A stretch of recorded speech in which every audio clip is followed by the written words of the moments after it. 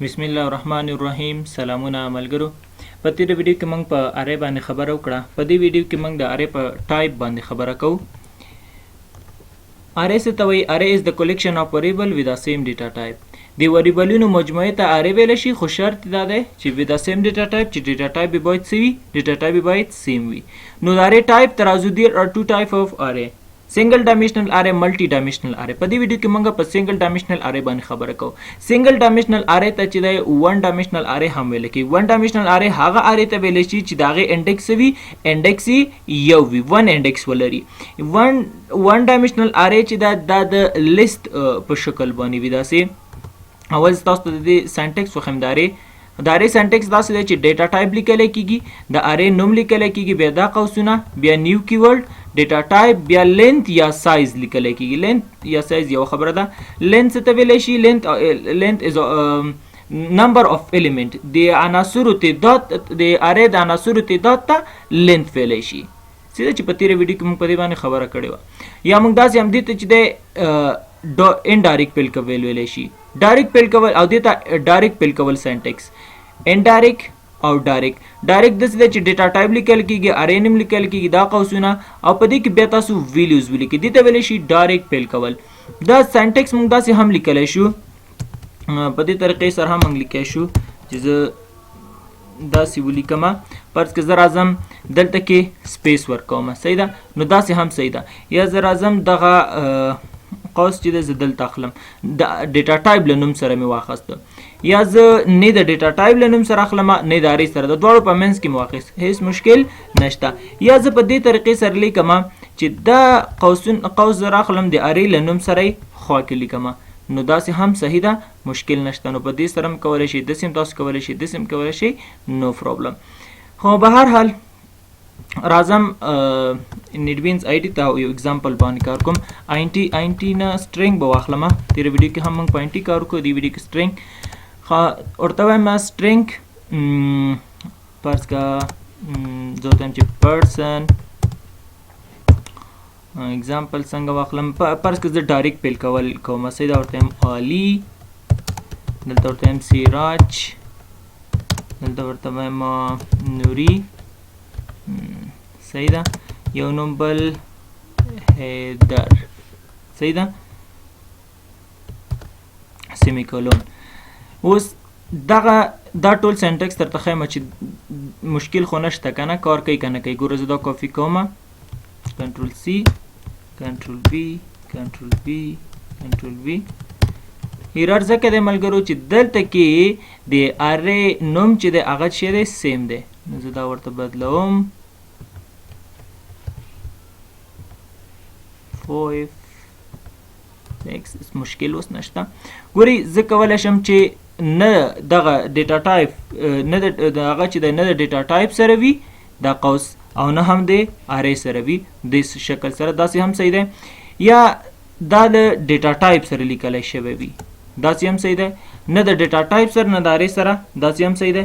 یا زه دا فاکومه راوړم دې خواته، دې ځای کې هم موږ لیکلی شو، دې ځای نه فاکومه داسې موږ لیکلی شو چې دلته زه سپیس ورکوم، نو هیڅ مشکل نشته. تاسو په هره طریقه باندې تاسو کولی شئ، دا ټولې طریقې صحیح دي. اوس فرض که زه غواړم چې دا نوري پرنټ کړم، صحیح ده، دا نوري پرنټ کړم، دلته زه ورته لیکم شپږ دقه یو به باید ما ته پرنټ کړي. څنګه پرنټ کولی شو؟ دا یو دلته ورته وایم ایس اوټ. نو د ارې انډیکس چې ده، د ارې انډیکس څه شی دی؟ د ارې انډیکس چې ده لومبی انډیکس د ارې 0 ده. نو 0 1 2 3، یعنی دغه نوم چې د دې انډیکس چې ده هغه 2 دی. نو دلته زه ورته وایم او د ارې نوم چې ده پرسن 3، دلته زه ورته وایم چې پرسن 3 کې ما ته کوم انډیکس پرنټ کا؟ انډیکس 2. زه اوس پروګرام رن کوم، نو دا ګوره انډیکس 2 چې دی هغه چې دی نوري په نوم باندې دی چې ما ته پرنټ شو.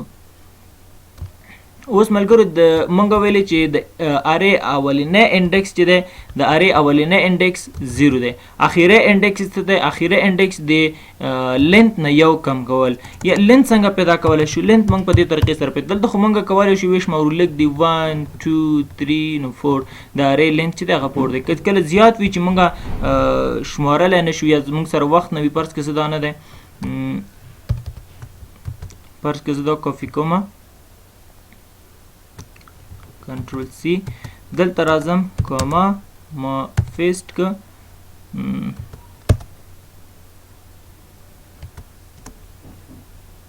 کاما کنټرول وی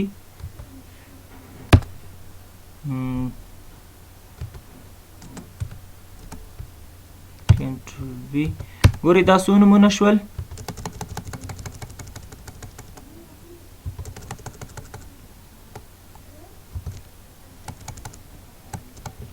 څلور نومه دا دي، څلور او څلور دا دي، څلور را څلور اته او اته اته 14 نو 14 نومونه شول. یعنې لینث څونه شو د دې پرسن شپږ لینث څو دی؟ لینث 14 شو. نو زه اوس څنګه د دې لینث پیدا کولی شم؟ ګوره لینث موږ په دې طریقې سره پیدا کولی شو.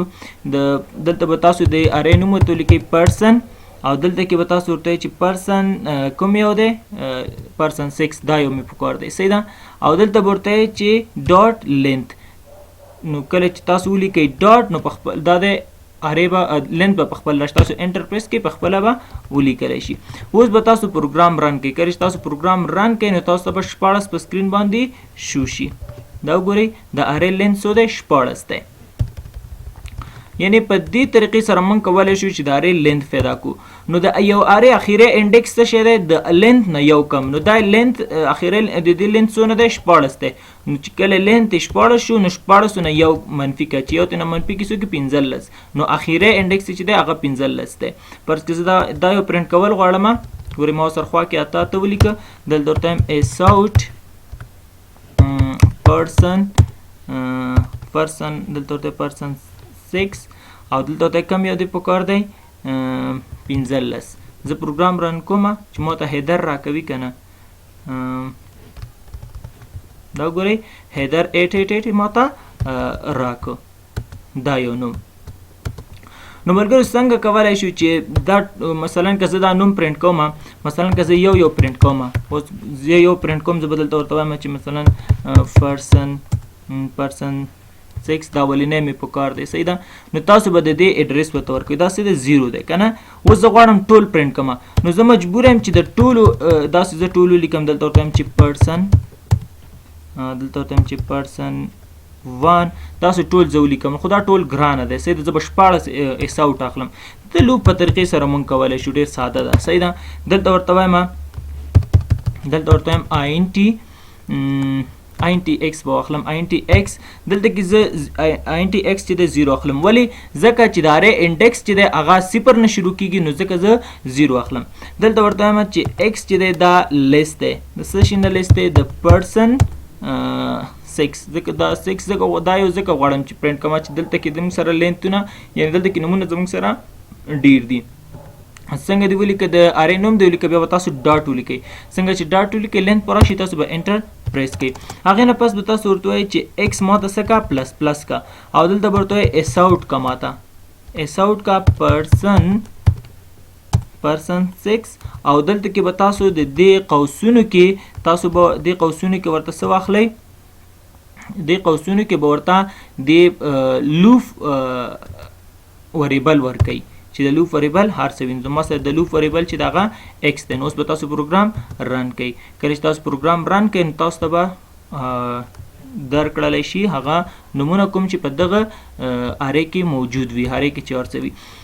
اوس زه غواړم چې زه پوه شم چې دا څو نومونه ما پرنټ کړل، دا څو نومونه دي ما سره. ما خوا کې د ورسره 1 2 3 هم راشي، صحیح ده، 1 2 3 دې هم ورسره راشي چې زه پوه شم. د هغې دپاره نه دی، دې ځای کې تاسو ورته ووایئ چې ایکس پلس او دلته کې لږ ما ته څه سپیس راکول ده، بیا پلس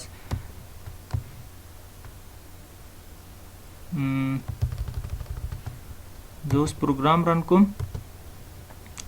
نو دا ګورئ ملګرو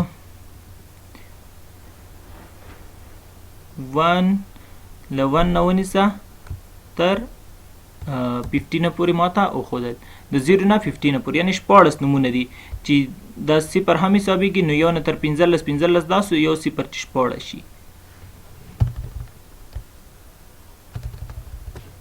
نو دا زموږ سره 1 ډایمنشنل اره نو په بل ویډیو کې تاسو ته په ملټي ډایمنشنل اره باندې کار کوم